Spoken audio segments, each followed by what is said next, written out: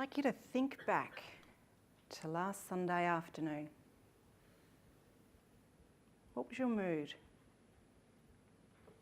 Were you like this? Really happy?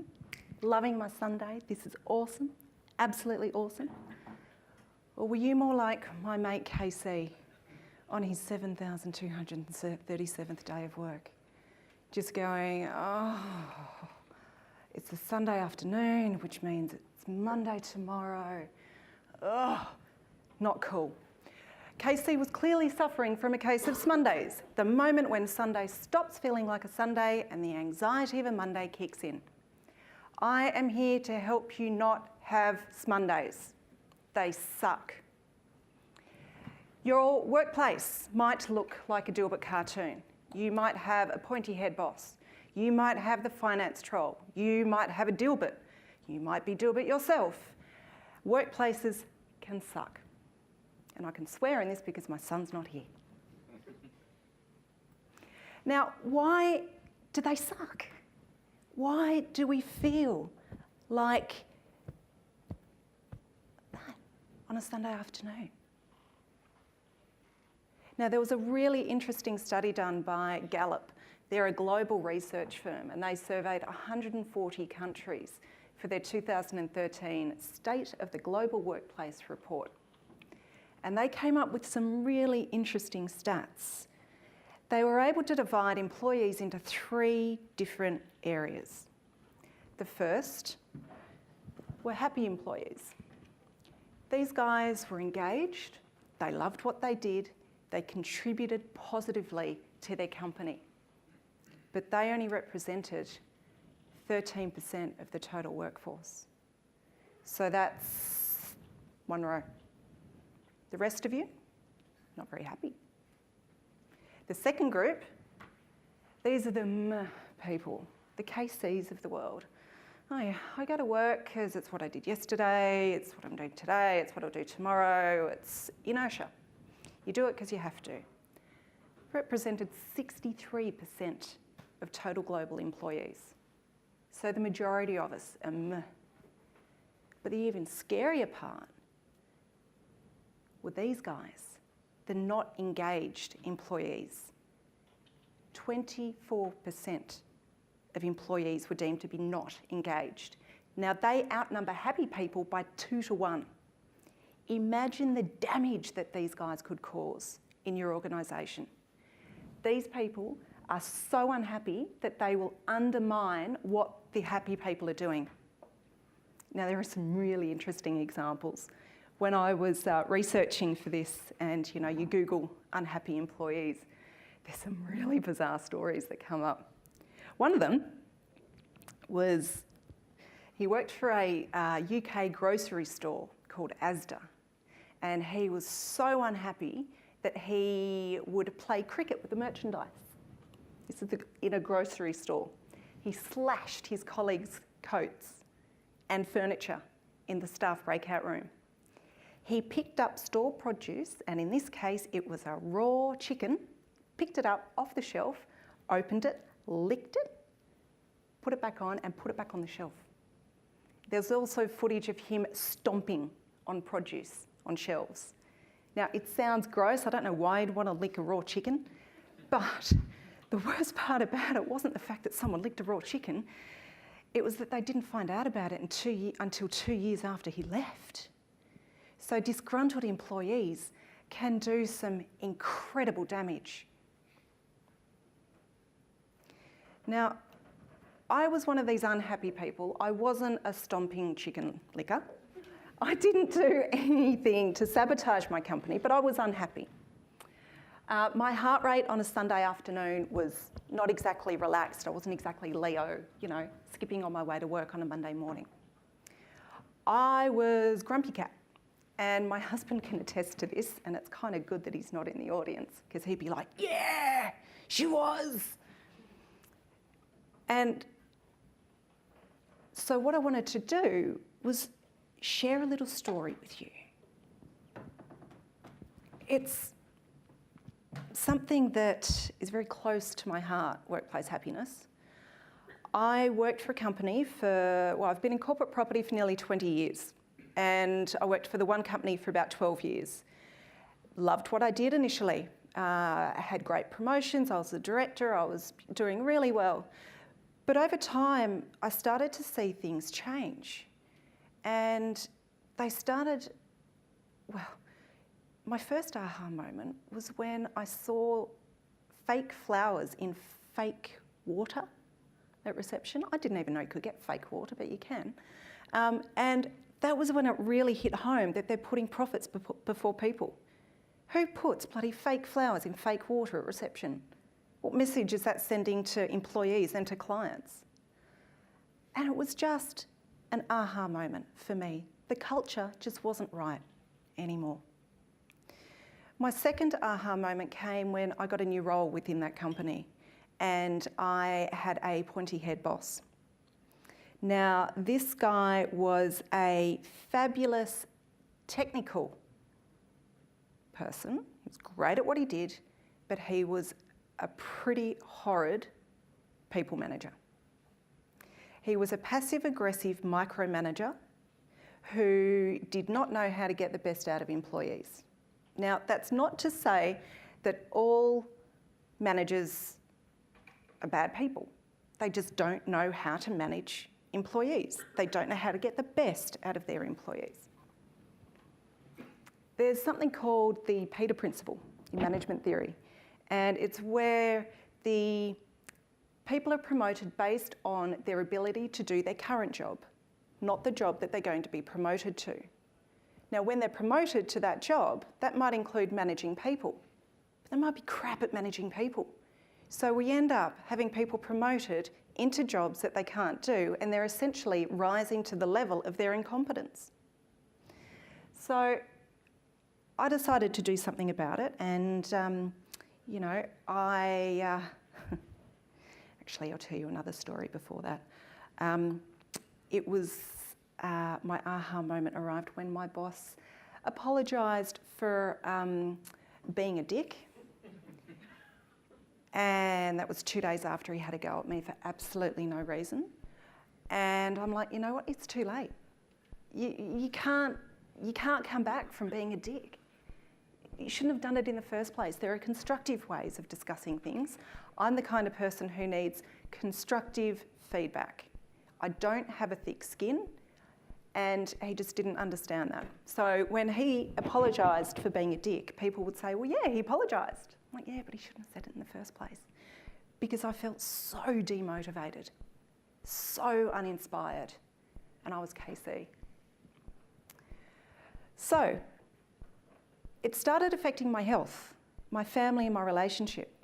And so I went and saw my local GP. And she prescribed me stress leave and Valium. Now, when is it okay for you to need drugs to get through your workday? It's just not cool.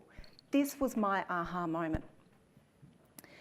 And I made a solemn promise to myself that I would do something about it before I finished the bottle. And thank God I did. Now, I am giving away free stuff in this seminar. This isn't some of it. Sorry.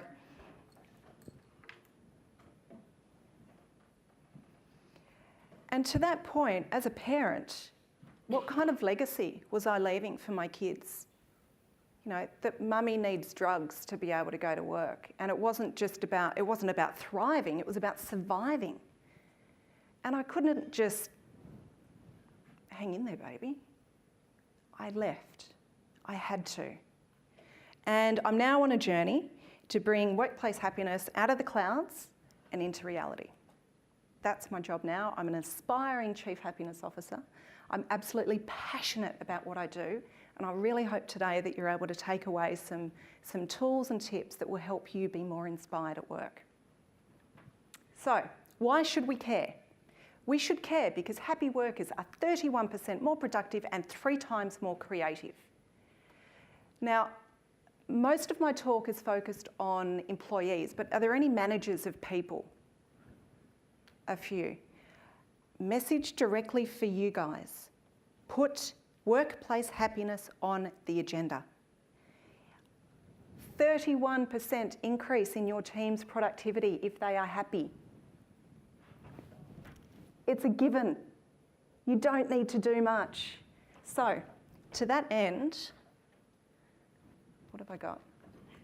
When you go, grab yourselves some free stuff that's out there as a reminder to those managers in particular. So, how do we do it?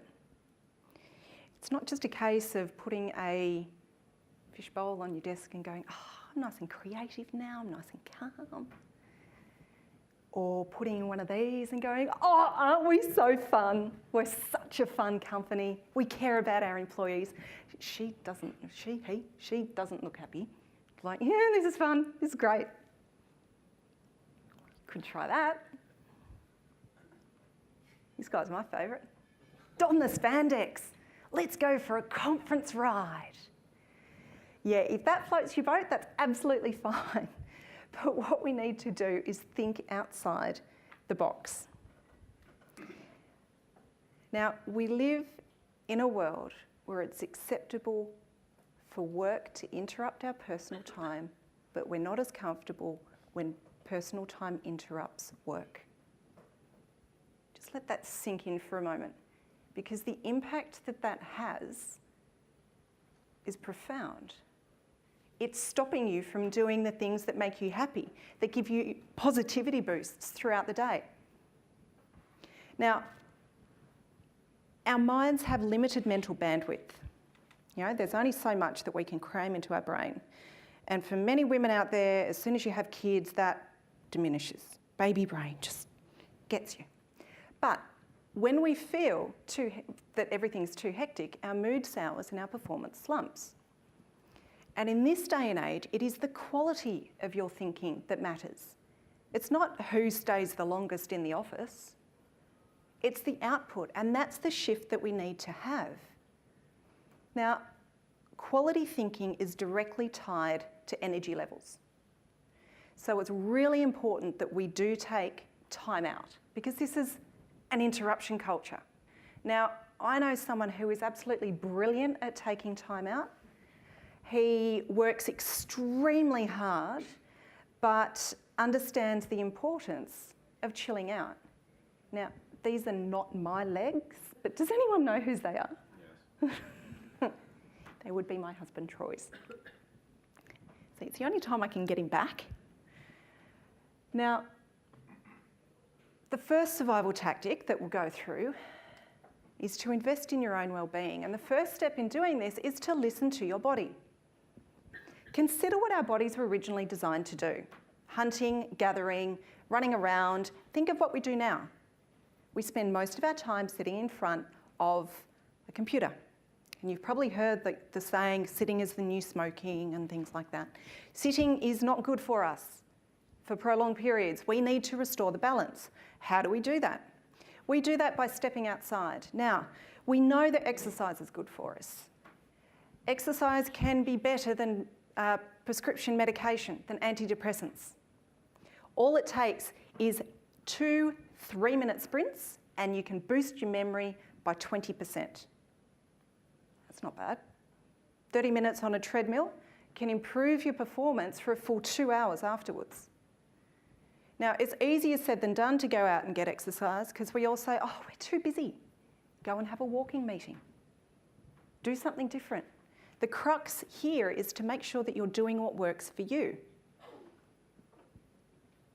So to replenish productivity, step outside. Just like Troy, very good at doing. Now, sound is a surprising influencer of creativity.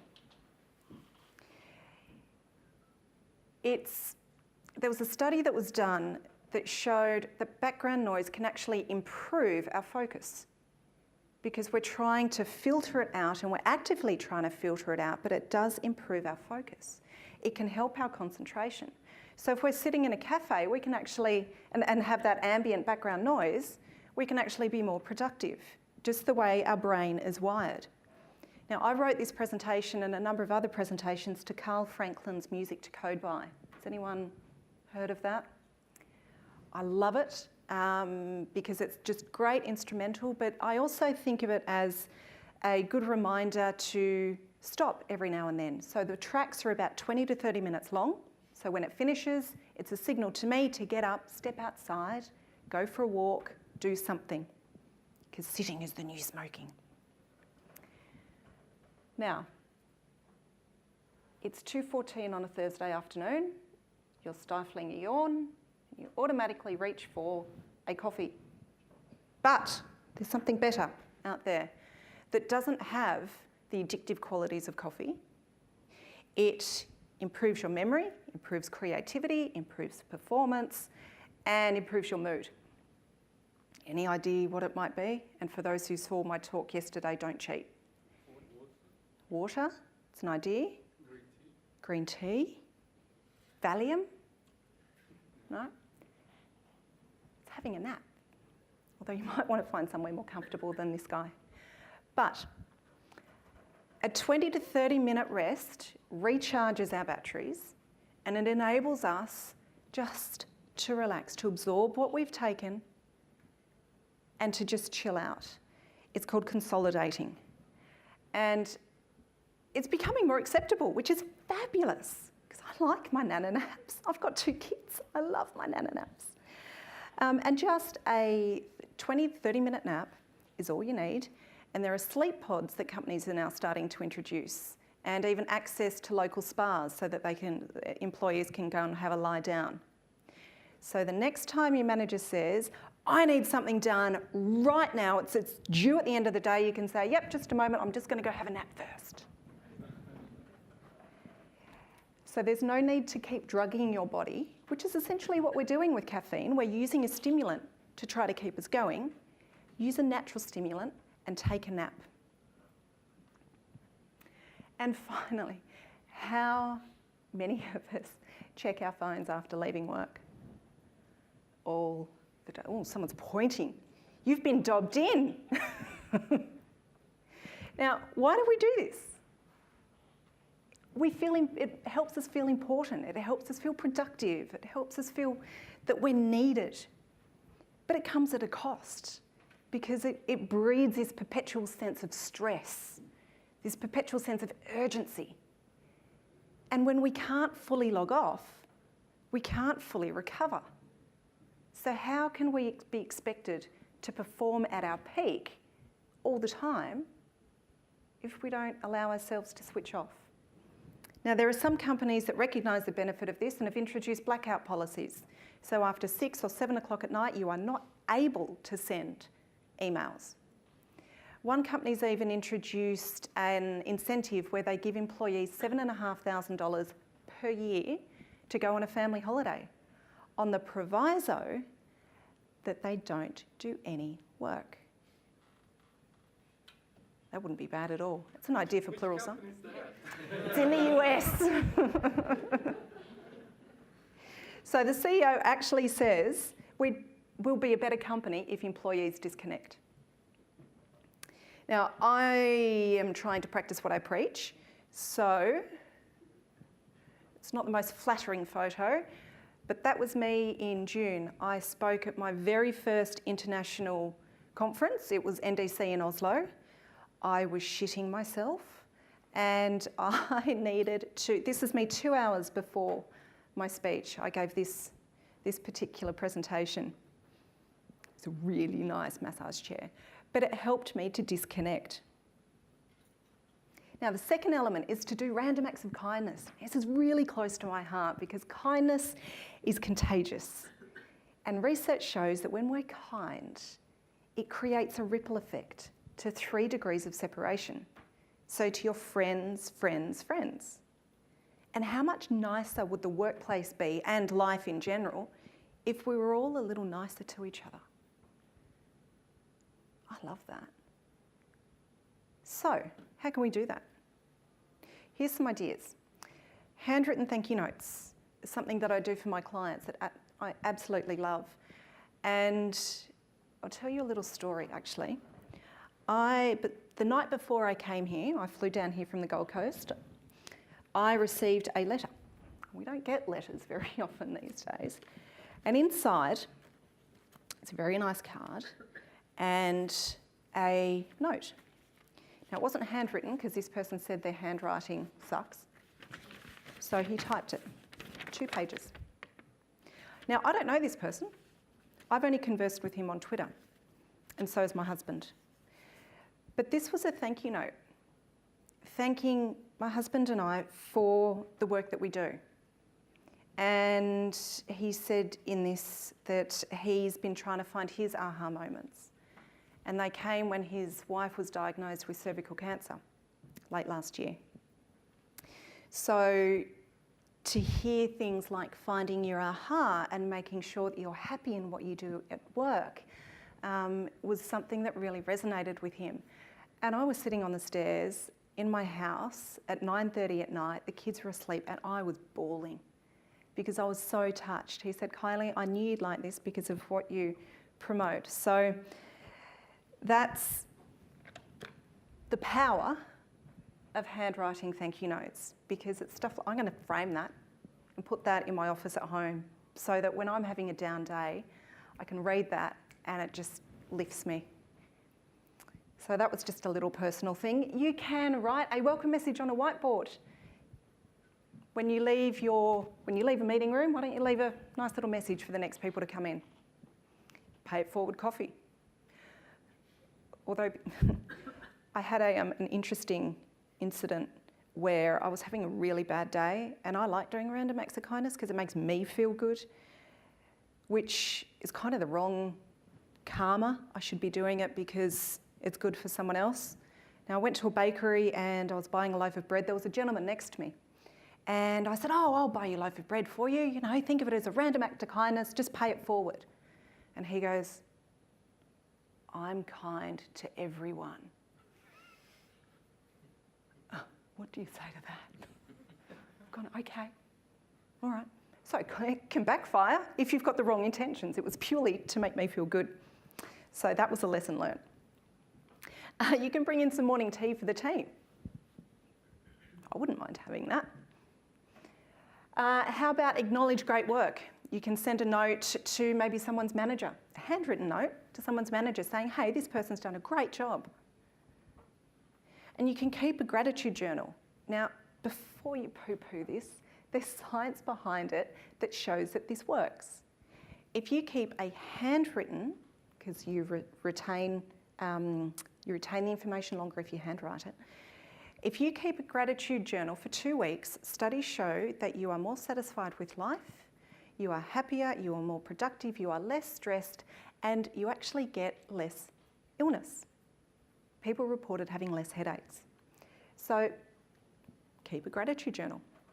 Now, as a random act of kindness today, in the room I have planted some sneaky cards. So have a look on the side for those people who can. I have a bad back, so there's only so far I could stick things, but have a look on the side and see. Oh, there's one. Hey, found the other one. So these, yeah, I'm a bit sneaky. They're called sneaky cards. And there's a random act of kindness for you. These sneaky cards are actually quite funny because it's like an interactive global scavenger hunt. That it's there to inspire creativity and fun. So there's all sorts of cards in there, and it can be things like, do a pay it forward coffee. And when you do that, you can scan it and you can see who else has done that in the world. And you can actually track all these random acts of kindness. It's actually quite cool. So, you've checked under your seat, well done. The third element is connecting with your colleagues. Now, hands up who has a best mate at work. 1, 2, someone's not sure. Right, 3. So, not very many people. The people that had their hands in the air are up to 50% happier at work than the rest of us. Are you guys mates? Right, you've got an interesting workplace. So When we work with people that we like or that we connect with, we're more productive and we're happier because A, we feel like that person has got our back, so we're less stressed. B, you can have banter and hit someone in the head and have a bit of fun and do what you guys do. And we don't want to let down our mates. So when we do have friends at work, we are happier and more productive. Now, I did mention it boosts it by 50%, and there's a case study because even, as I mentioned, I bring workplace happiness out of the clouds because it's not this airy-fairy thing, there is science to it. MIT did a study of IBM of 2,600 employees to understand the power of social interaction. And they did it for a whole year. So it's a really big study that they did. And what MIT were doing were they were using algorithms and formulas to identify and analyse the size of employees' address books, the number of contacts that they had. Now, they found that the more socially connected the employee was, the better they performed. And they were able to monetise it. For every additional social contact that an employee had, it generated $948 in extra revenue. It's not bad. Not a bad return, is it? So this is the power of social connections. You can monetise it. So the next time you're around the water cooler and your boss says, get back to work, you can say, no, I'm making an extra $948 for the company. But friendships don't emerge when we're buried in code or in spreadsheets. They emerge in the times between work. So before meetings or after meetings or around the coffee machine or photocopier. And what I'd like you to consider as well is, yes, it takes time to develop these relationships, but it's really important and really valuable.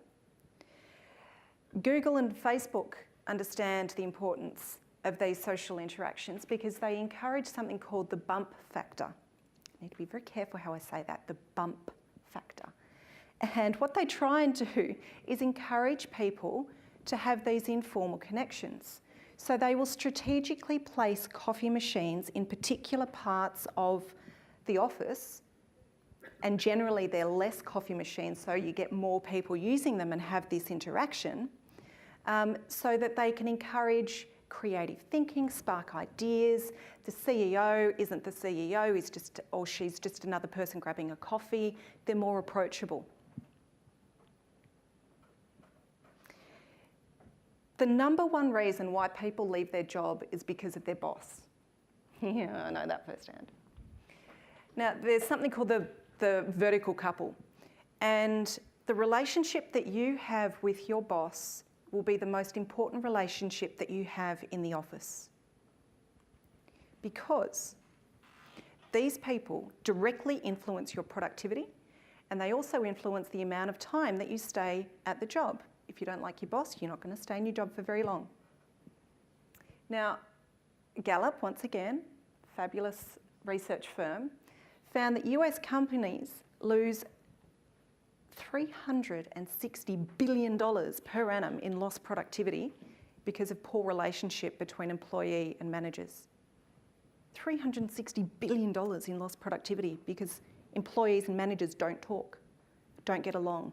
The managers are a pointy head boss, or they don't understand how their employees are motivated.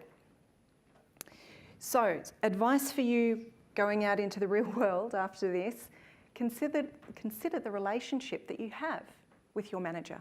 If it's not a good one, see if you can take them out for a coffee or write them a handwritten thank you note if they do something nice. Now, the best net leaders know that, but pointy head bosses don't. The next element is to use your strengths, because whenever we use our strengths, we experience a burst of positivity. How do you feel when you're doing your work? Do you feel good? I'm seeing some nods and I'm seeing a bit in the middle. Every time we use our strength, as we see here, we experience a burst of positivity. But it's important for us to focus on our strengths, on improving our strengths, rather than trying to work on our weaknesses. There's more evidence to suggest that you will get greater benefit from improving your strengths than focusing on weaknesses. So, particularly for those who are in training, and the manager might say, oh, this person's really crap at communication. Well, what are they good at? Focus on that. You'll get a much better return. Now, I had to take stock of this when preparing for this talk because clearly I am not an IT person, I am a soft skills person, and it can be quite daunting coming in, and because I don't know how you guys are going to react. I don't know if no one's going to turn up. I'm not going to know if I'm going to fall off the stage. There's all sorts of things that could go wrong. But I chose to focus on the reasons why things will go well. And it's the power of positivity. I've done so much research, I've practiced, and I'm passionate about what I do. And by focusing on the reasons why things will succeed, it makes the potentials diminish, the potential issues diminish. Now, you need to remind yourself of the skills that you have, and that was what I was doing today and in my very first international talk. But so many of our talents go untapped, or we don't even know what they are. But there is help out there. There are some really good books. One of them is, once again by Gallup. I'm not sponsored by Gallup. StrengthsFinder 2.0. This is also available online as an online assessment. Search Inside Yourself, which is a book written by Google's former Jolly Good Fellow. That is an actual job title. And What Colour's Your Parachute? That's an oldie but a goodie, and the new edition has just been released. So there's some handy tools that can help you uncover your strengths if you're not sure what they are. I'd like to try a little experiment with you. I think you guys will be up for it. Let's give it a go. Right. When I count to 3, I'd like you to close your eyes and sing in your head. I made the mistake once of not pointing that out. Row, row, row your boat. When you get to the end, start again. Keep going until I say stop. 3, 2, 1, go.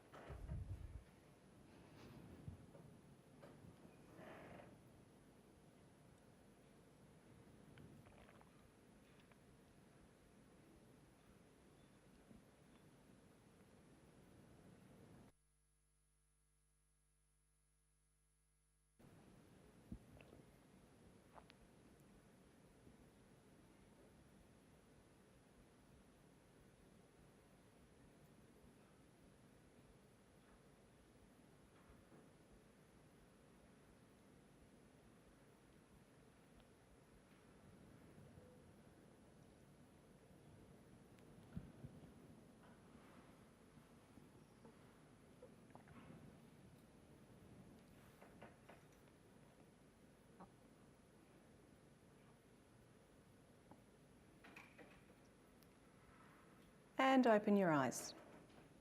Well done, guys. How long do you think that experiment lasted? Yell out some seconds. 2 minutes? 1 minute? 50 seconds? 40 seconds? Enough for someone to leave. Someone came in.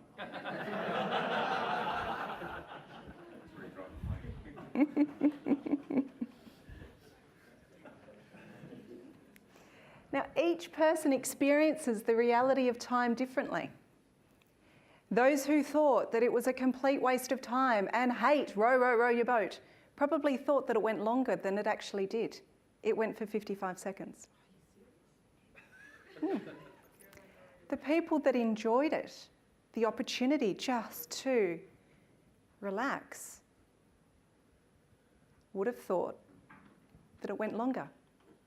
Because time flows shorter, because time flies when you're having fun, doesn't it? Consider this in the context of work. Now, we have all felt like doing this in meetings, haven't we? Some of them absolutely suck. Now, you may have decided in the first 30 seconds of that meeting that you do not need to be there, or that the objective of the meeting is not going to be met, or that it's crap, or that it's just not going to happen. You might just go, I really don't need to be here, so for the next hour or two that you are in that meeting, it will feel like the longest and most unproductive and unmotivating. You're sitting there just going, oh, it's ridiculous. That happens so often. So one of the tools that you can do is to see that time as a chance to learn. Put on some rose-coloured glasses and have a think about what you can learn from the meeting that you're in. Now, it might be that you don't like the colour blue that they've used in their PowerPoint presentation. It might be that, you know, his socks don't match, so mental note, you look like an idiot if your socks don't match. It might be that you would choose to handle the discussion in a different way, or you would have answered that question more constructively. Anything that you can learn during that time. Because that time, if you see it as a gift, it doesn't become a demotivating waste of your time. So, it all comes down to adopting a positive mindset. There's something called the Lasada line, which a very clever psychologist called Marshall Lasada developed. Now, he did, for many decades, mathematical modelling and research on the power of positivity and the impact and correlation between positive and negative interactions. And he found that for every three, He found that you needed 3 positive experiences to fend off the effect of 1 negative one. 3 positive to 1 negative. Fall below that line called the Lasada line, and that's when your performance of your team will suffer. Ideally, you would like 6-to-1 ratio. So you want 6 positive interactions for every 1 negative interaction to get the best performance out of your team. Now, we all know that I was the proverbial frog failing to jump out of the slowly heating water. Let's have a think about what we need at work in order to thrive. And there's a really clever guy called Dan Pink.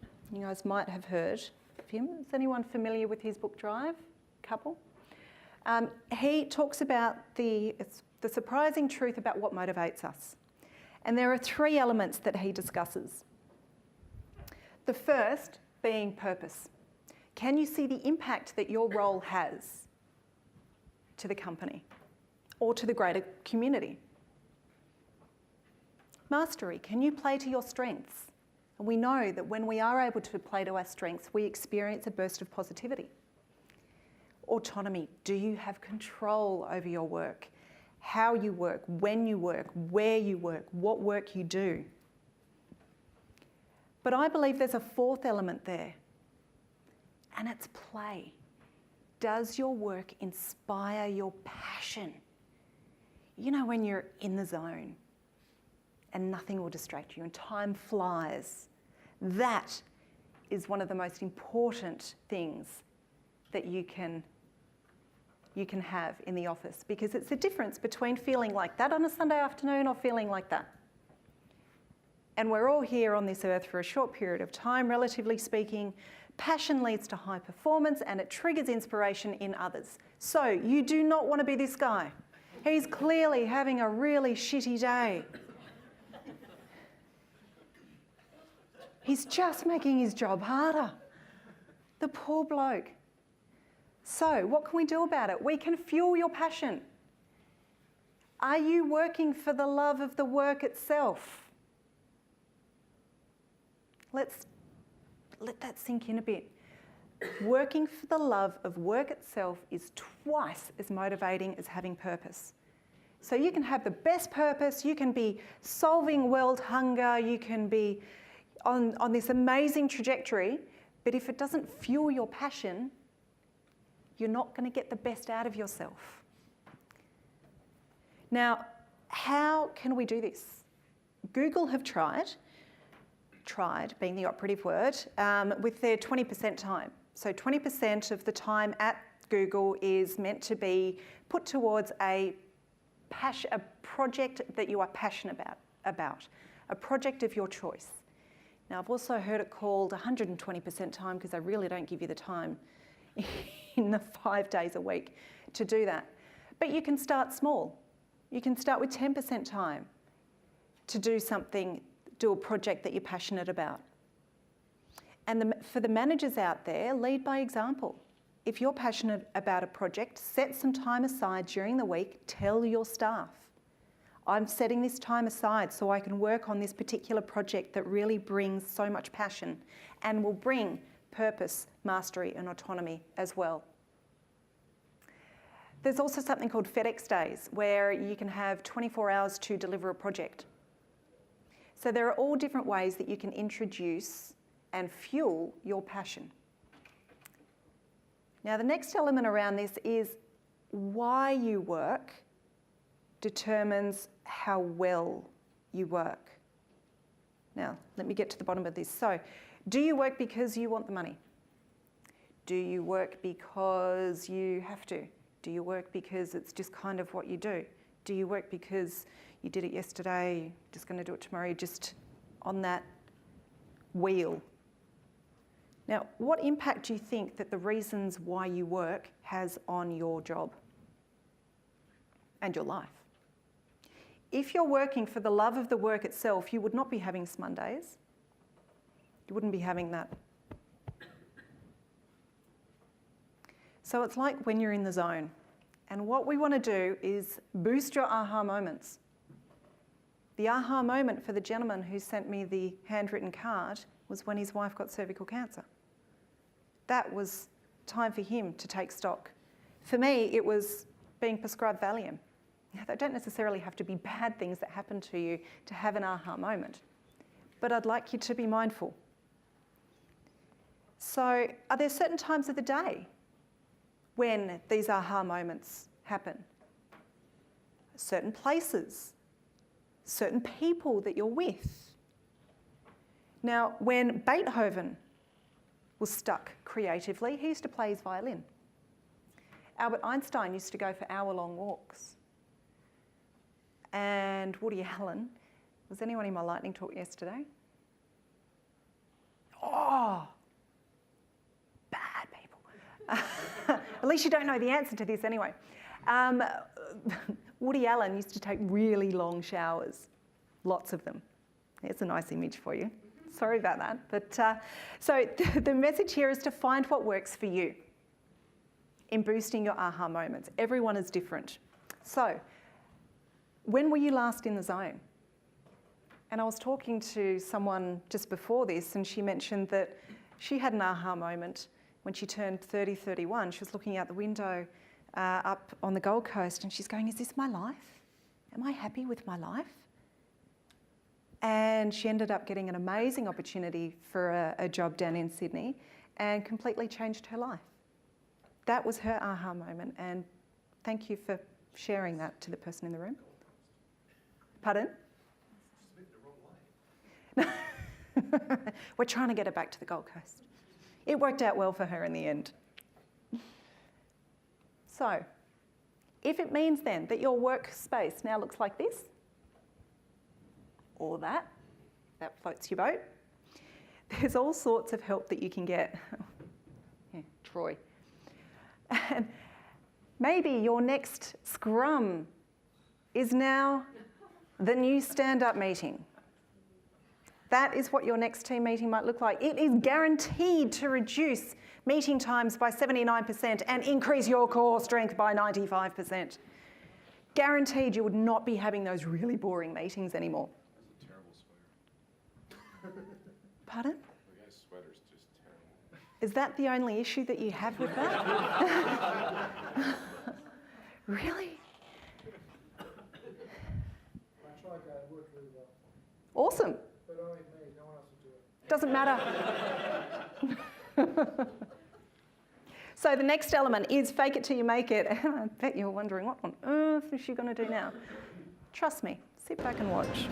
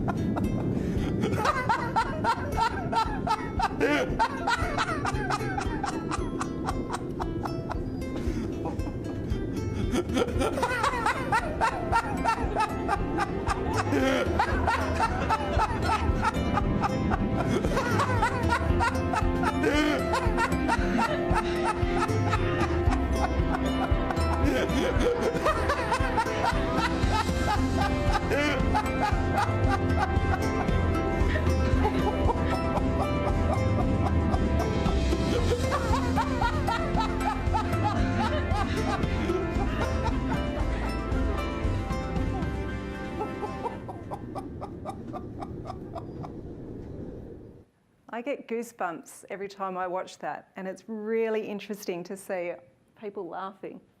I could see your shoulders laughing. It's great. And you smiled. You cracked a smile. I love it.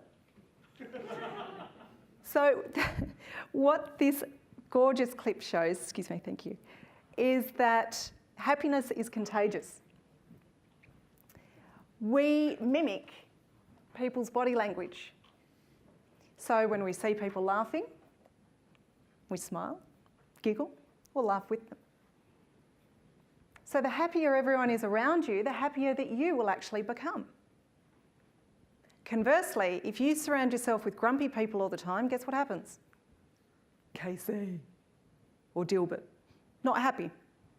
So the happier we are at work, the more positivity we transmit to our colleagues, and that can actually tip the balance of a team and even a company. Now, faking it can emotionally change those around you. So if you don't feel like smiling, give it a go, fake it till you make it, all right? There's actually neurons in your brain that know when you're smiling, and they don't know if you're faking it or not. They will actually make you happy if you smile. So, smiling tricks your brain. Fake it till you make it, if that's something that you want to take away from this session here. Now, the change starts with you, and don't underestimate the importance of your own behaviour, because we all know about the butterfly effect. A single flap of butterfly's wings can cause a hurricane on the other side of the world. And I know it's this old adage, but be the change you wish to see. As a leader in particular, people will mimic your behaviour. If you send emails at 11 o'clock at night and expect a response, is that the kind of behaviour you want to be encouraging?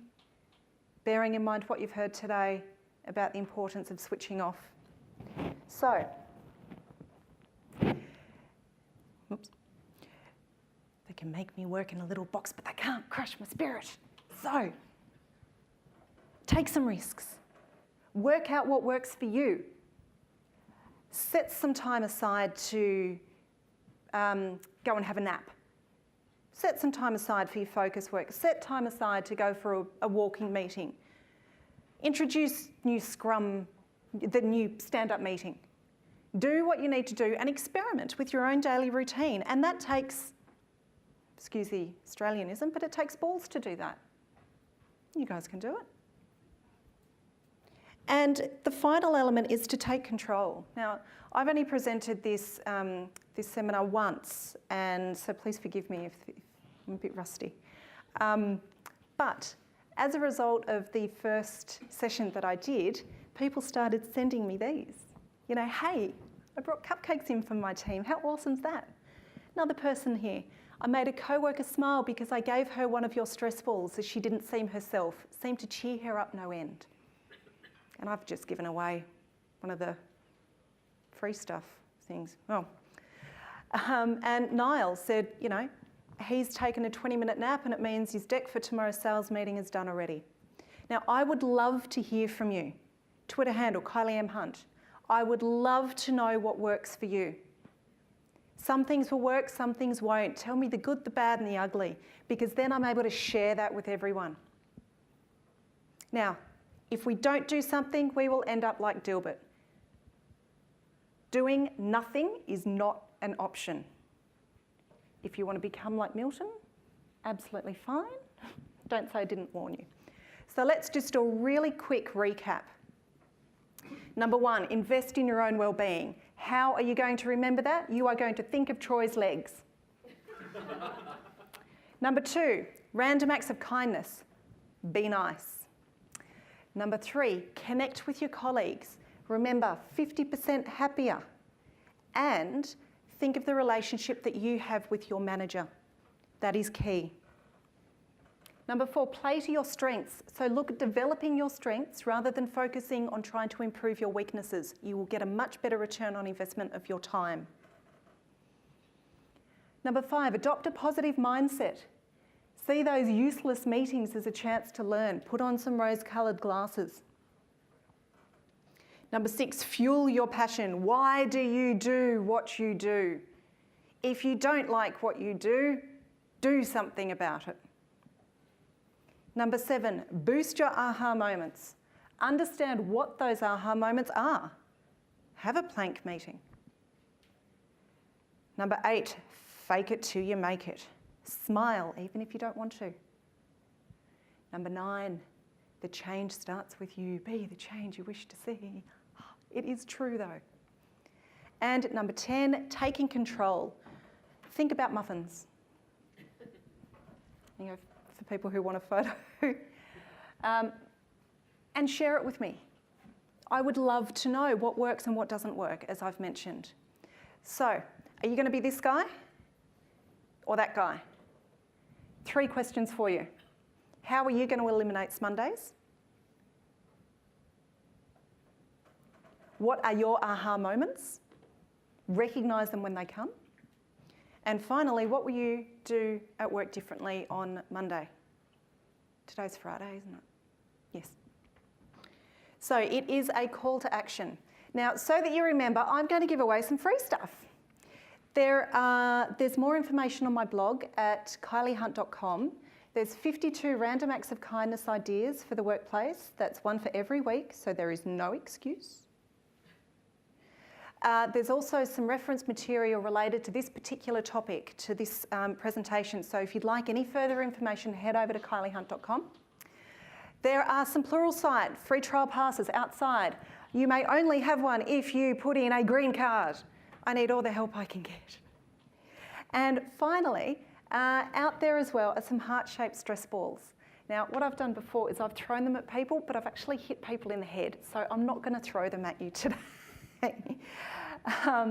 So I really hope that things like that will help remind you that you don't need to be a Dilbert and that you don't need to suffer from Mondays. So thank you for your time.